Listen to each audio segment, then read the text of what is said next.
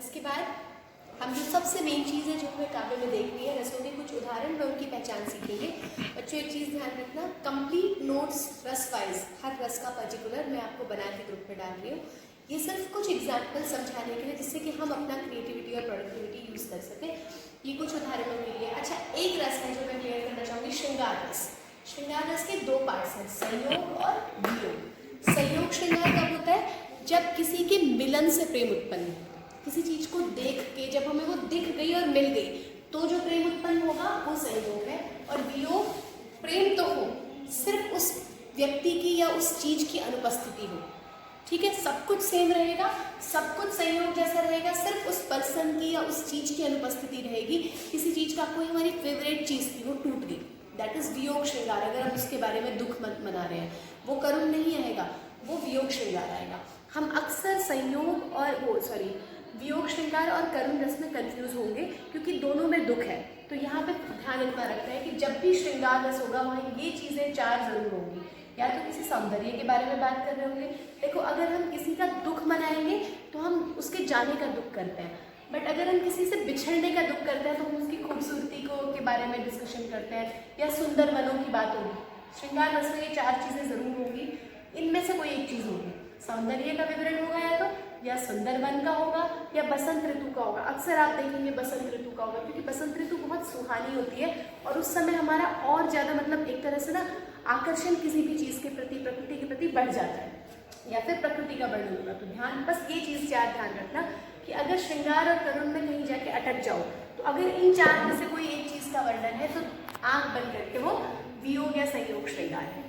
ठीक है, अब कुछ एग्जाम्पल्स मैंने लिखे हैं, इनको देखते हैं और आप ही पहचानेंगे और आप पहचान लेंगे। ये देखो, तंबूरा ले मंच पर बैठे प्रेम प्रताप, साज मिले 15 मिनट घंटा भर आला।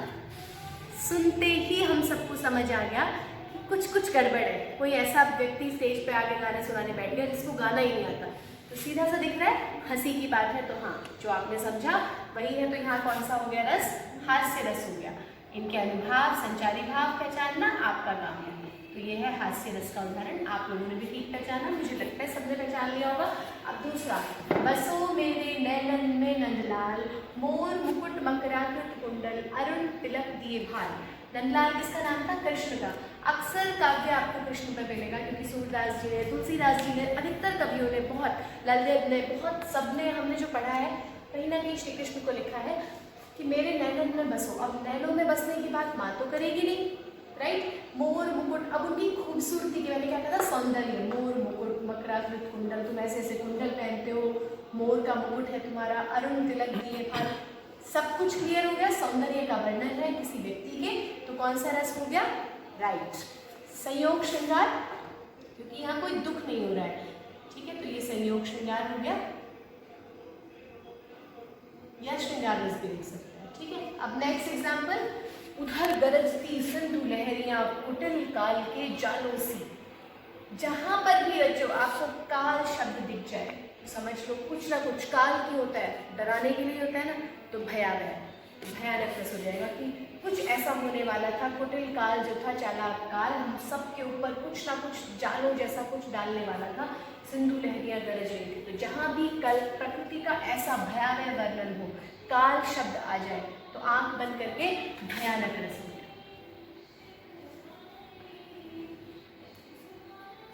अब एग्जाम्पल नेक्स्ट है, सिर पर बैठो काग, आंख दो खात निकारन। मैंने हर उदाहरण की एक एक पंक्ति लिखी है जिससे आपको समझ आ जाए।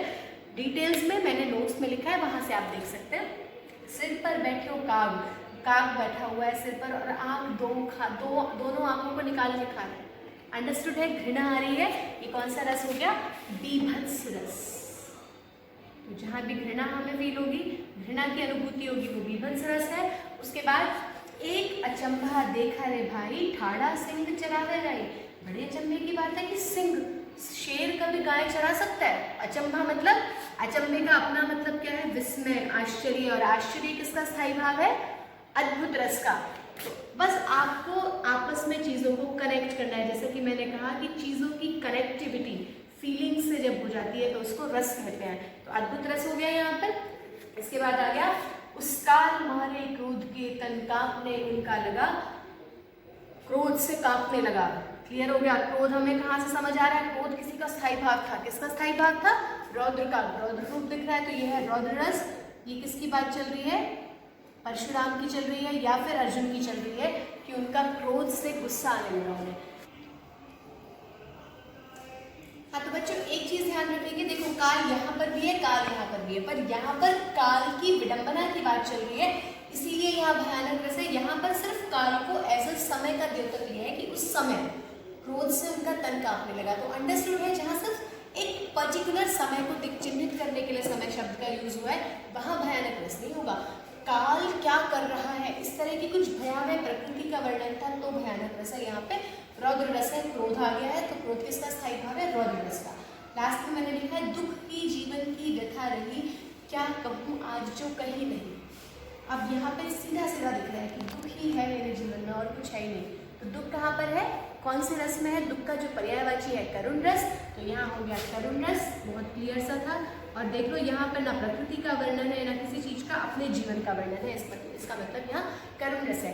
वीर रस हम सबको बहुत अच्छे से समझ ही आ जाएगा, है मेरे वतन के लोगों, या बुंदेले मुँह बोलो के, बुंदेले हर बोलो के मुँह हमने सुनी कहानी थी, या फिर और भी बहुत सारे उदाहरण है वीर रस के जहाँ पे उत्साह या देश के प्रति प्रेम दिख रहा है, वो वीर रस है। और जो शांत रस है, शांत रस का एक एग्जाम्पल मैं दे देती हूँ। शांत रस क्या कहता है कि कोई भी भावना का खत्म हो जाना। माटी कहे कुमार से तू क्या रोंदे मोए, और एक दिन ऐसा आएगा मैं रो दूंगी तोए। मिट्टी के ऊपर जब हम चल रहे हैं तो एक व्यक्ति को एकदम से देख के विचार आया कि तो मुझे रोंद रहा है ना, एक दिन ऐसा भी आएगा जब मैं तुझे रोंदूंगी। तो शांत है वो इस समय, कहीं ना कहीं उसे किसी चीज़ से सीख मिल रही है। तो जब किसी चीज़ से सीख मिल रही हो, ऐसी चीज़ से जिसका हम रोज़ प्रयोग करते हो, वहाँ क्या होगा? शांत रस होगा। भक्ति रस और वात्सल्य रस क्लियर है, जहाँ देव की भक्ति, ईश्वर की भक्ति हो वहाँ भक्ति, और जहाँ किसी माँ बच्चे का प्रेम हो वहाँ वात्सल्य रस। तो ये था रस का टॉपिक जो इजी है, बहुत सरल है। सिर्फ जो मैंने आपको ट्रिक दी है, नोट्स में सारे आपको भेज दूँगी, आप अच्छे से उनको बनाइए, पढ़िए। और सबसे इम्पोर्टेंट, जब भी कुछ भी पढ़ें, आप न्यूज़पेपर भी रीड आउट कर रहे हैं कोई आर्टिकल, उस आर्टिकल में रस ढूंढने की कोशिश कीजिए। 1 हफ्ते 2 हफ्ते अपना ये वर्कआउट बना लो कि जब भी आप कुछ भी पढ़ोगे या सुनोगे, आप उसका रस ढूंढोगे। अपने मम्मी पापा से डिस्कस करो, आपको रस क्लियर हो जाएगा। इसी के साथ धन्यवाद, स्वस्थ रहिए, सुरक्षित रहिए, घर पर रहिए।